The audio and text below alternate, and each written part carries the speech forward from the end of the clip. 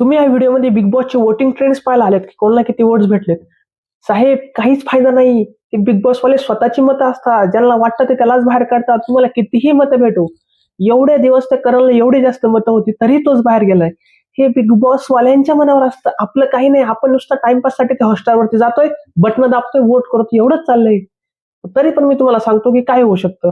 मला असं वाटतं प्राजक्ता किंवा रोशन मधला कोणीतरी बाहेर जाईल. राखी सावंत घराबाहेर शक्यच नाही. राकेश बापट घराबाहेर इम्पॉसिबल.